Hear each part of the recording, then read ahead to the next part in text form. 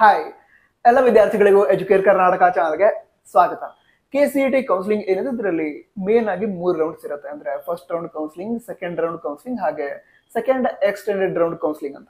ಅಕಸ್ಮಾತ್ ಆಗಿ second extended round counselling ನಂತರ ಕೂಡ ಸೀಟ್ಸ್ ಬಾಕಿ ಉಳಿದ್ರೆ ಮಾಪ್ ಅಪ್ ರೌಂಡ್ ಅಂತ ನಡೆಸ್ತಾರೆ. ಈಗ ನಿಮಗೆ ಆಲ್ರೆಡಿ ಈ ಒಂದು ಡೌಟ್ ಇರಬಹುದು, ಇಲ್ಲಿದ್ರೆ ಸೀಟ್ ಅಲಾಟ್ಮೆಂಟ್ ಸ್ಟಾರ್ಟ್ ಆಗತ್ತಲ್ವಾ, ಅಂದ್ರೆ ಫಸ್ಟ್ ರೌಂಡ್ ಸೀಟ್ ಅಲಾಟ್ಮೆಂಟ್ ಆಗತ್ತೆ, ಆವಾಗಾದ್ರೂ ಈ ಡೌಟ್ ಬಂದೇ ಬರುತ್ತೆ. ಸೆಕೆಂಡ್ ರೌಂಡ್ ವರೆಗೆ ವೇಟ್ ಮಾಡಬಹುದಾ ಅಥವಾ ಸಿಕ್ಕಿರೋ ಸೀಟ್ಗೆ ಅಡ್ಮಿಷನ್ ಮಾಡ್ಕೊಳ್ಳ, ಈ ರೀತಿ ಡೌಟ್ ಬರುತ್ತೆ. ಹಾಗೆ ಸೆಕೆಂಡ್ ಎಕ್ಸ್ಟೆಂಡ್ ರೌಂಡ್ ಏನಿದೆ ಅದಕ್ಕೆ ಸಂಬಂಧ ಕೂಡ ಈ ರೀತಿ ಡೌಟ್ಸ್ ಬರುತ್ತೆ. ಅಂದ್ರೆ ವೇಟ್ ಮಾಡೋದು ಒಳ್ಳೇದಾ ಅಥವಾ ಬೇಡವಾ ಅಂತ. ಸೊ ಕೌನ್ಸಿಲಿಂಗ್ ಸ್ಟಾರ್ಟ್ ಆಗೋ ಮೊದಲೇ ಕೌನ್ಸಿಲಿಂಗ್ ಬಗ್ಗೆ ನಿಮಗೆ ಅವೇರ್ನೆಸ್ ಇರಲಿ ಅಂತ ಆಲ್ರೆಡಿ ಹಲವಾರು ವಿಡಿಯೋಗಳನ್ನ ಅಪ್ಲೋಡ್ ಮಾಡಿದೀವಿ, ಮುಂದೂ ಕೂಡ ಅಪ್ಲೋಡ್ ಮಾಡ್ತೀವಿ. ನಂತರ ನಮ್ಮ ವರ್ಕ್ ನಿಮಗೆ ಇಷ್ಟ ಆಗ್ತಾ ಇದೆ, ವಿಡಿಯೋನ ಲೈಕ್ ಮಾಡಿ, ಹಾಗೆ ನಿಮ್ಮ ಅಪ್ರಿಸಿಯೇಷನ್ಸ್ ಅನ್ನ ಕಮೆಂಟ್ ಬಾಕ್ಸಲ್ಲಿ ತಿಳಿಸಿ ನಮ್ಮ ವರ್ಕ್ ಅನ್ನ ಮೋಟಿವೇಟ್ ಮಾಡ್ಬೋದು.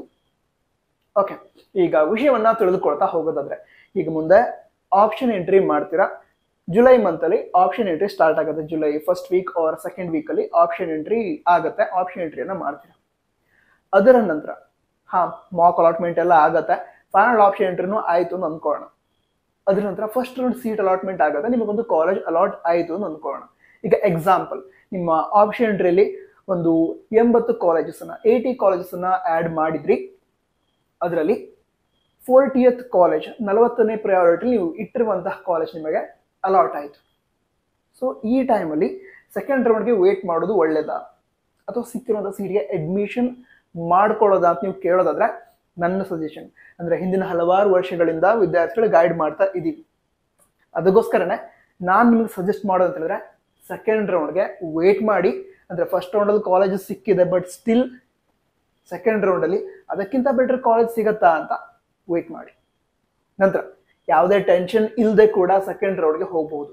ಚಾಯ್ಸ್ 2 ಅಂತ ಒಂದು ಆಪ್ಷನ್ ಇರುತ್ತೆ, ಚಾಯ್ಸ್ ಎಂಟ್ರಿ ಅಂತ ಪ್ರಾಸೆಸ್ ಇರುತ್ತೆ. ಅದರೊಳಗಡೆ ಚಾಯ್ಸ್ 1, ಚಾಯ್ಸ್ 2, ಚಾಯ್ಸ್ 3, ಚಾಯ್ಸ್ 4 ಅಂತ 4 ಚಾಯ್ಸಸ್ ಇರುತ್ತೆ. ಅದರಲ್ಲಿ ಚಾಯ್ಸ್ 2 ಏನಿದೆ ಅದರ ಮೀನಿಂಗ್ ಏನು ಅಂತ ಹೇಳಿದ್ರೆ, ಈಗ ಫಸ್ಟ್ ರೌಂಡ್ ಅಲ್ಲಿ ಒಂದು ಕಾಲೇಜ್ ಸಿಕ್ಕಿದೆ, ಈಗ ಕೊಟ್ಟಿರುವಂತಹ ಎಕ್ಸಾಂಪಲ್ ಪ್ರಕಾರ 40th ಪ್ರಯಾರಿಟಿಲಿ ಇರುವಂತಹ ಕಾಲೇಜ್ ಸಿಕ್ಕಿದೆ, ಬಟ್ ನಾನೀಗ ಸೆಕೆಂಡ್ ರೌಂಡ್ಗೆ ಹೋಗ್ಬೇಕು ಅಂತಿದ್ದೀನಿ, ಅದು ಕೂಡ ಸೇಫ್ ಆಗಿ. ಅಂದ್ರೆ ಫಸ್ಟ್ ರೌಂಡ್ ಸಿಕ್ಕಿರುವಂತಹ ಕಾಲೇಜನ್ನ ಬ್ಯಾಕಪ್ ಆಗಿ ಇಟ್ಕೊಂಡು ಸೆಕೆಂಡ್ ರೌಂಡ್ಗೆ ಹೋಗ್ಬೇಕು ಅಂತ ಇದ್ದೀನಿ. ಆ ಟೈಮಲ್ಲಿ ವಿದ್ಯಾರ್ಥಿಗಳು ಚಾಯ್ಸ್ 2 ಅನ್ನ ಸೆಲೆಕ್ಟ್ ಮಾಡಬಹುದು. ಇದರಿಂದ ಏನಾಗುತ್ತೆ ಅಂತ ಹೇಳಿದ್ರೆ, ನೀವು ಚಾಯ್ಸ್ 2 ಸೆಲೆಕ್ಟ್ ಮಾಡಿದಾಗ ನಿಮಗೆ ಫಸ್ಟ್ ರೌಂಡ್ ಅಲ್ಲಿ ಸಿಕ್ಕಿರುವಂತಹ ಕಾಲೇಜ್ ಬ್ಯಾಕಪ್ ಅಲ್ಲಿ ಇರುತ್ತೆ. ಅಂದ್ರೆ ಅಕಸ್ಮಾತ್ ಸೆಕೆಂಡ್ ರೌಂಡ್ ಅಲ್ಲಿ ಬೇರೆ ಕಾಲೇಜ್ ಅಲಾಟ್ ಆಗದೆ ಇದ್ರೆ ಫಸ್ಟ್ ರೌಂಡ್ ಅಲ್ಲಿ ಸಿಕ್ಕಿರುವಂತಹ ಕಾಲೇಜ್ ಹೋಗಿ ಅಡ್ಮಿಷನ್ ಮಾಡ್ಕೊಳ್ಳೋದಕ್ಕೆ ಅವಕಾಶ ಇರುತ್ತೆ. ಅದೇ ರೀತಿ ಸೆಕೆಂಡ್ ರೌಂಡ್ ಅಲ್ಲಿ ಬೇರೆ ಕಾಲೇಜ್ ಅಲಾಟ್ ಆದ್ರೆ ಏನ್ ಮಾಡ್ತೀರಾ, ಅಲ್ಲಿ ಹೋಗಿ ಅಡ್ಮಿಷನ್ ಮಾಡ್ಕೋಬಹುದು. ಇಲ್ಲಂದ್ರೆ ಸೆಕೆಂಡ್ ಎಕ್ಸ್ಟೆಂಡ್ ರೌಂಡ್ಗೂ ಕೂಡ ಹೋಗ್ಬಹುದು. ಓಕೆನಾ? ಈಗ ಚಾಯ್ಸ್ 2 ಮಾಡೋದ್ರಿಂದ ಹೇಳಿದ್ನಲ್ವಾ, ಅಂದ್ರೆ ಫಸ್ಟ್ ರೌಂಡ್ ಸಿಕ್ಕಿರುವಂತಹ ಕಾಲೇಜ್ ಬ್ಯಾಕಪ್ ಅಲ್ಲಿ ಇರುತ್ತೆ, ನಂತರ ಸೆಕೆಂಡ್ ರೌಂಡ್ ಅಲ್ಲಿ ಬೇರೆ ಕಾಲೇಜ್ ಅಲಾಟ್ ಮಾಡೋದಕ್ಕೆ ಟ್ರೈ ಮಾಡ್ತಾರೆ ಅಂತ. ಅಂದ್ರೆ ಅಲಾಟ್ ಮಾಡೋಕ್ಕಾಗತ್ತಾ ಅಂತ ಚೆಕ್ ಮಾಡ್ತಾರೆ ಕೇಳಿದವರು. ಈಗ ಅದರಲ್ಲೂ ಕೂಡ ಯಾವ ಕಾಲೇಜ್ ಅಲಾಟ್ ಮಾಡೋದಕ್ಕೆ ಟ್ರೈ ಮಾಡ್ತಾರೆ ಅದನ್ನ ನಿಮ್ಗೆ ಹೇಳೋದಾದ್ರೆ, ಈಗ ಹೇಳಿದೆ ಟೋಟಲ್ 80 ಕಾಲೇಜಸ್ ಅನ್ನ ಆಡ್ ಮಾಡಿದ್ರಿ, ಅದರೊಳಗಡೆ 40th ಕಾಲೇಜ್ ಅಲಾಟ್ ಆಯ್ತು, ಚಾಯ್ಸ್ 2 ಸೆಲೆಕ್ಟ್ ಮಾಡಿದಿರಾ. ಅದ್ರ ನಂತರ ಸಿಕ್ಕಿರುವಂತಹ ಕಾಲೇಜ್ ಫಸ್ಟ್ ರೌಂಡ್ ಸಿಕ್ಕಿರುವಂತಹ ಕಾಲೇಜ್ ಹೋಲ್ಡ್ ಅಲ್ಲಿ ಇರುತ್ತೆ. ನಿಮಗೆ ಫಸ್ಟ್ ಪ್ರಯಾರಿಟಿಯಿಂದ 39th ಪ್ರಯಾರಿಟಿ, ಅಂದ್ರೆ first priority, second priority, third priority, ಈ ರೀತಿ ಎಲ್ಲ ಪ್ರಯಾರಿಟಿ ಲಿಸ್ಟ್ ಇರುತ್ತಲ್ವಾ, ಅದರೊಳಗಡೆ ಫಸ್ಟ್ ಪ್ರಯಾರಿಟಿಯಿಂದ 39th ಪ್ರಯಾರಿಟಿ 39ನೇ ಪ್ರಯಾರಿಟಿ ಏನಿದಾವೆ ಅದರಲ್ಲಿ ಬೇರೆ ಕಾಲೇಜನ್ನ ಅಲಾಟ್ ಮಾಡೋದಕ್ಕೆ ಟ್ರೈ ಮಾಡ್ತಾರೆ. ಇದು ಯಾಕೆ ನೀವು ಕೇಳೋದಾದ್ರೆ, ಇವಾಗ ಪ್ರಯಾರಿಟಿ ಪ್ರಕಾರ ಕಾಲೇಜಸ್ ನ ಆಡ್ ಮಾಡಿರ್ತೀರಾ. ಫಸ್ಟ್ ಪ್ರಯಾರಿಟಿ ಅಂತ ಹೇಳಿದ್ರೆ ಏನು, ನಿಮಗೆ ಎಲ್ಲಾ ಕಾಲೇಜ್ಗಿಂತ ತುಂಬಾ ಇಷ್ಟ ಇರುವಂತಹ ಕಾಲೇಜ್ ಅದು, ಹೌದಾ? ಈಗ ಆ ಕಾಲೇಜ್ ಸಿಕ್ಕಿರೋದು ತುಂಬಾ ಇಷ್ಟ ಇದ್ದೇ ಇರುತ್ತೆ. ಸೆಕೆಂಡ್ ಪ್ರಯಾರಿಟಿನೂ ಅದೇ ರೀತಿ ಇರುತ್ತೆ, ಥರ್ಡ್ ಪ್ರಯಾರಿಟಿನೂ ಇದೇ ರೀತಿ ಇರುತ್ತೆ. ಸೊ ಈ ರೀತಿ ಇದ್ದಾಗ ನಿಮಗೆ ಫಸ್ಟ್ ರೌಂಡ್ 40th ಪ್ರಯಾರಿಟಿ ಸಿಕ್ಕಿದೆ, ನಂತರ ಸೆಕೆಂಡ್ ರೌಂಡ್ ಅಲ್ಲಿ ಈಗ ಒಂದು 16th ಪ್ರಯಾರಿಟಿ 16ನೇ ಪ್ರಯಾರಿಟಿ ನಿಮಗೆ ಸಿಕ್ತು ಅಂತ ಹೇಳಿದ್ರೆ 40th ಪ್ರಯಾರಿಟಿಗಿಂತ ನಿಮಗೆ ಇಷ್ಟ ಇರುವಂತಹ ಕಾಲೇಜ್ ಸಿಕ್ಕಿರುತ್ತೆ, ಆಯ್ತಾ? ಸೊ ಈ ರೀತಿ ಆಗುತ್ತೆ. ಅಂದ್ರೆ ಚಾಯ್ಸ್ 2 ಸೆಲೆಕ್ಟ್ ಮಾಡಿದ ನಂತರ ನಿಮಗೆ ಎಷ್ಟನೇ ಪ್ರಯಾರಿಟಿ ಕಾಲೇಜ್ ಸಿಕ್ಕಿದೆಯೋ ಅದು ಹೋಲ್ಡ್ ಅಲ್ಲಿ ಇರುತ್ತೆ, ಅದ್ರ ಮೇಲ್ಗಡೆ ಪ್ರಯಾರಿಟೀಸ್ ಎಲ್ಲ ಏನಾಗುತ್ತೆ ಹಾಗೆ ಇರುತ್ತೆ. ಅದರಲ್ಲಿ ಬೇರೆ ಯಾವ್ದಾದ್ರು ಕಾಲೇಜ್ ನಿಮ್ಗೆ ಅಲಾಟ್ ಮಾಡೋದಕ್ಕೆ ಟ್ರೈ ಮಾಡ್ತಾರೆ.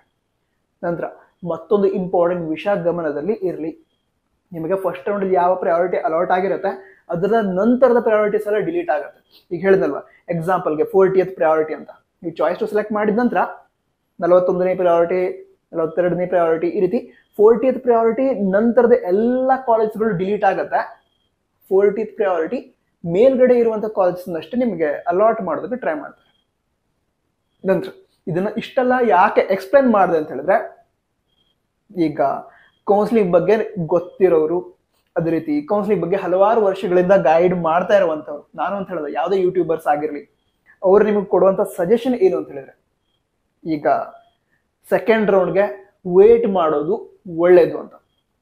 ಫಸ್ಟ್ ರೌಂಡ್ ಸೀಟ್ ಅಲಾಟ್ ಆದ್ರೂ ಕೂಡ ಸೆಕೆಂಡ್ ರೌಂಡ್ ಅಲ್ಲಿ ಅಂದ್ರೆ ಸೆಕೆಂಡ್ ರೌಂಡ್ ಸೀಟ್ ಅಲಾಟ್ಮೆಂಟ್ಗೆ ವೇಟ್ ಮಾಡೋದು ಒಳ್ಳೇದು. ಈಗ ಎಕ್ಸಾಂಪಲ್, ಈಗ ನೀವು 80 ಕಾಲೇಜನ್ನ ಆಡ್ ಮಾಡಿದ್ರೆ ಅಥವಾ 100 ಕಾಲೇಜನ್ನ ಆಡ್ ಮಾಡಿದ್ರಿ, ಅದ್ರೊಳಗಡೆ 5th ಪ್ರಯಾರಿಟಿ ಸಿಕ್ಕಿದೆ ನಿಮಗೆ, ಒಳ್ಳೆ ಕಾಲೇಜೇ, ನಿಮ್ಗೆ ಇಷ್ಟ ಇರುವಂಥ ಕಾಲೇಜಲ್ಲಿ 5th ಪ್ರಯಾರಿಟಿ ಸಿಕ್ಕಿದೆ, ಅದ್ರ ಮೇಲ್ಗಡೆ 4 ಕಾಲೇಜ್ ಇದೆ. ಈ ರೀತಿ ಇದ್ರೂ ಕೂಡ ನೀವು ಸೆಕೆಂಡ್ ರೌಂಡ್ ಅಲ್ಲಿ ಪಾರ್ಟಿಸಿಪೇಟ್ ಮಾಡಿದಾಗ ಚಾಯ್ಸ್ 2 ಅನ್ನ ಸೆಲೆಕ್ಟ್ ಮಾಡಿಕೊಂಡು first, second, third, 4th priority 4 priority ಇದೆ, ಬಟ್ ಅದರಲ್ಲಿ ಬೇರೆ ಯಾವ್ದಾದ್ರು ಕಾಲೇಜ್ ಅಲಾಟ್ ಆಗುವಂತಹ ಚಾನ್ಸಸ್ ಇರತ್ತೆ. ಅಲಾಟ್ ಆದ್ರೆ 5th ಪ್ರಯಾರಿಟಿಗಿಂತ ಒಳ್ಳೆ ಕಾಲೇಜ್ ಇರ್ತಾನೆ. ಸೊ ಅದಕ್ಕೋಸ್ಕರ ಯಾವುದೇ ಕೌನ್ಸಿಲರ್ಸ್ ಆಗಿರ್ಲಿ ನಿಮಗೆ ಗೈಡ್ ಮಾಡೋದೇನು ಅಂತ ಹೇಳಿದ್ರೆ, ಫಸ್ಟ್ ರೌಂಡ್ ಸೀಟ್ ಸಿಕ್ಕರೂ ಕೂಡ ಸೆಕೆಂಡ್ ರೌಂಡ್ ಅಲ್ಲಿ ಪಾರ್ಟಿಸಿಪೇಟ್ ಮಾಡಿ.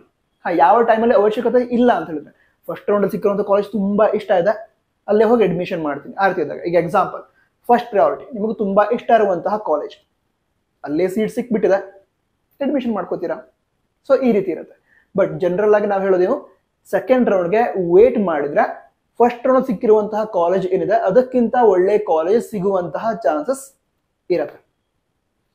ಅದರಂತ ಮತ್ತೆ ಸ್ಟೂಡೆಂಟ್ ಸೆಕೆಂಡ್ ಎಕ್ಸ್ಟೆಂಡೆಡ್ ರೌಂಡ್ಗೆ ವೇಟ್ ಮಾಡಬಹುದಾ ನೀವು ಕೇಳೋದಾದ್ರೆ, ವೇಟ್ ಮಾಡಬಹುದು. ಯಾಕಂತ ಹೇಳಿದ್ರೆ ಫಸ್ಟ್ ರೌಂಡ್ ಅಲ್ಲಿ ಪಾರ್ಟಿಸಿಪೇಟ್ ಮಾಡಿದ್ರೆ ಸೀಟ್ ಸಿಕ್ತು, ಅದಂತರ ಸೆಕೆಂಡ್ ರೌಂಡ್ ಅಲ್ಲಿ ಪಾರ್ಟಿಸಿಪೇಟ್ ಮಾಡಿದ್ರಿ, ಅದರಲ್ಲಿ ಮತ್ತೆ ಒಳ್ಳೆ ಕಾಲೇಜ್ ಸಿಕ್ತು. ಈಗ ಸೆಕೆಂಡ್ ಎಕ್ಸ್ಟೆಂಡ್ ರೌಂಡ್ ಅಲ್ಲಿ ಪಾರ್ಟಿಸಿಪೇಟ್ ಮಾಡಿದಾಗಲೂ ಕೂಡ ಸೆಕೆಂಡ್ ರೌಂಡ್ ಸಿಕ್ಕಿರುವಂತಹ ಕಾಲೇಜ್ಗಿಂತ ಒಳ್ಳೆ ಕಾಲೇಜ್ ಸಿಗುವಂತಹ ಚಾನ್ಸಸ್ ಇರುತ್ತೆ.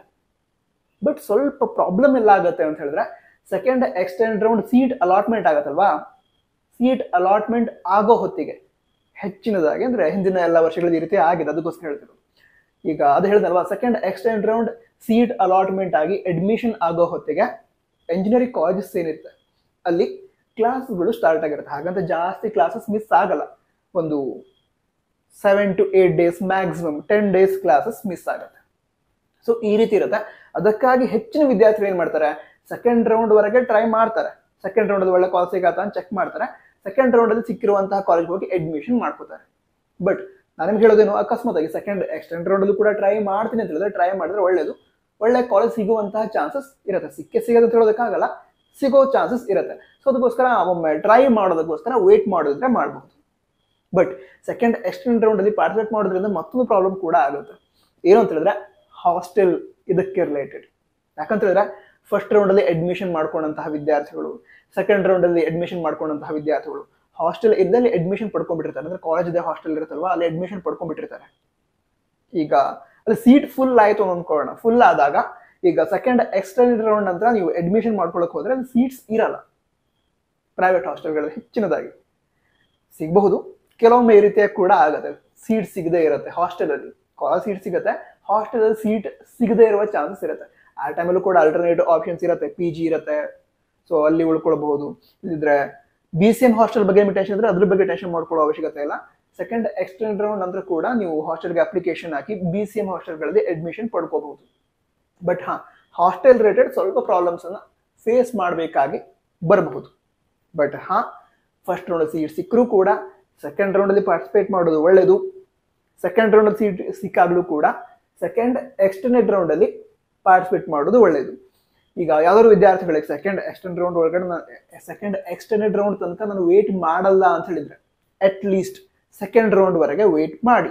ಫಸ್ಟ್ ರೌಂಡ್ ಸಿಕ್ಕಿರುವಂತಹ ಕಾಲೇಜ್ಗಿಂತ ಬೆಟರ್ ಕಾಲೇಜ್, ನಿಮ್ಮ ಪ್ರಯಾರಿಟಿ ಪ್ರಕಾರ ಬೆಟರ್ ಕಾಲೇಜ್ ಸಿಗುವಂತಹ ಚಾನ್ಸಸ್ ಇರತ್ತೆ. ನಂತರ ವಿಡಿಯೋ ಹೆಲ್ಪ್ ಆಗಿದ್ರೆ ನಿಮ್ಮ ಫ್ರೆಂಡ್ಸ್ಗೂ ಕೂಡ ಹೆಲ್ಪ್ ಆಗುತ್ತೆ, ಅಥವಾ ರಿಲೇಟಿವ್ಸ್ಗೂ ಕೂಡ ಹೆಲ್ಪ್ ಆಗುತ್ತೆ, ಕೌನ್ಸಿಲಿಂಗ್ ಅಲ್ಲಿ ಪಾರ್ಟಿಸಿಪೇಟ್ ಮಾಡ್ತಾ ಇದ್ರೆ ಶೇರ್ ಮಾಡಿ. ನಂತರ ನಮ್ಮ ವಾಟ್ಸಪ್ ಚಾನಲ್ ಇದೆ, ಅಲ್ಲಿ ಕೂಡ ಜಾಯ್ನ್ ಆಗಿ. ವಾಟ್ಸಪ್ ಚಾನಲ್ ಜಾಯ್ನ್ ಆಗೋ ಲಿಂಕ್ ಡಿಸ್ಕ್ರಿಪ್ಷನ್ ಅದೇ ರೀತಿ ಟಾಪ್ ಕಾಮೆಂಟ್ ಬಾಕ್ಸ್ ಅಲ್ಲಿ ಇರುತ್ತೆ.